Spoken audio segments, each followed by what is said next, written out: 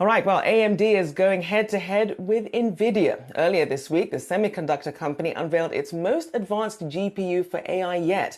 And now that AMD is pushing it to be a key player in the coming AI wave, investors are curious to see which other chip makers are best positioned to challenge Nvidia's dominance. Let's bring in Daniel Morgan, Synovus Trust Senior Portfolio Manager, to discuss here. So just how much tougher Hi, does this Rachelle. now make the competition for Nvidia? Good to see you.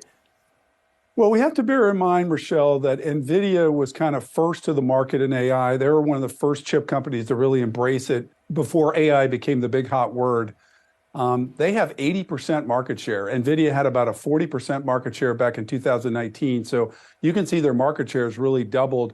And now you have a slew of companies. Obviously, on Tuesday, we had AMD, as you were mentioning, came out with their AI blueprint. They've got a couple of new things they're working on. We heard about the deal with Microsoft, codename Athena. They also have the Instinct MI300, which is another chip that they're promoting directly against NVIDIA. They also have an architecture called Alveo that they're also promoting in that space. So they're trying to ramp up. But we have to bear in mind, Rochelle, that AMD only has about a 3% market share in the server data center space. So they have a lot of work to do. Well, certainly they at least try to make a start, have a big splash here. What do you see as the Yeah. potential headwinds in this space for AMD?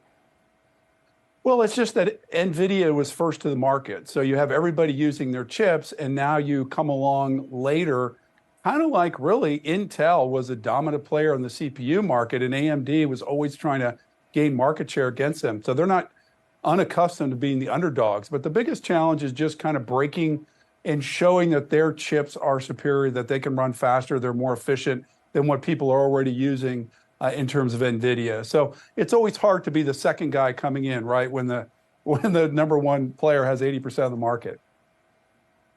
And especially as you're seeing sort of other companies trying to in-house chips and get more advanced there, which does bring in another question, which is, of course, China, where a lot of these chips, in fact, the majority of these chips are going to be sourced from. How does, when you have sort of AMD in this space and Nvidia in this space, but really China and Taiwan Semiconductor at the center of all this, how does that dynamic impact how investors should be approaching this?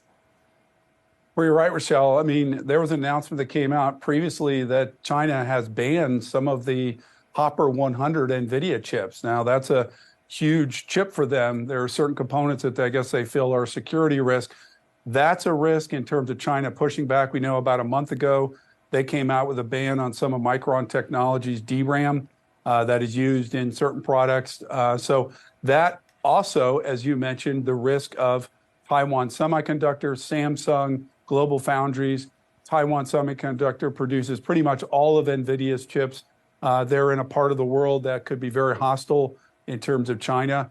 Is there going to be increased magnification in terms of problems over there that could hurt their ability to produce those chips? So right now you have not only China pushing back on different chips that are coming out of the US that are being produced by TSM, but you also have the risk that there could be some sort of elevation in a battle between Taiwan and China that could impact TSM's ability to produce chips. So there is some risk in that, no doubt. So then, obviously, you have AMD and Nvidia in this space in a very sort of still early stages here, but we're really seeing some astronomical projections here as we're seeing the rest of tech sort of jumping into this. We're seeing AI sort of dotted into everybody's earnings call. But what's your take on some of these projections that you're seeing about where sort of the generative AI and large language model projections are going to go from here? Well, Rochelle, we're already starting to see a positive impact. Up to the NVIDIA report a month ago, which you and I talked about, there really wasn't a lot of evidence that AI was actually impacting any of these chip companies in a real big positive way. We know that NVIDIA came out, they raised their target for the next quarter.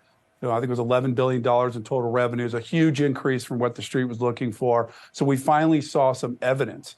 But as we kind of go through and look at these other companies, we are starting to see some evidence. Marvell Technologies has projected that their chip called PAM4 DSP chip will do about 400 million in revenues next year. So that's a positive.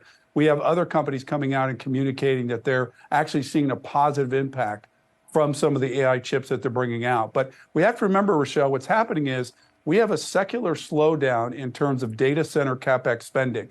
We saw that in the numbers with Azer, AWS, and GCP. So to counter that, you have AI spending increasing. The key is for these chip makers, can it be enough to offset the secular downtrend that we're seeing right now, this little blip on the screen in data center? And Nvidia is the only one so far that's really been able to show that. Certainly will be a delicate balancing act they'll have to do there. Always great to have you on. Daniel Morgan, Synovus Trust Rachelle. Senior Portfolio Manager. Thank you for joining me this morning.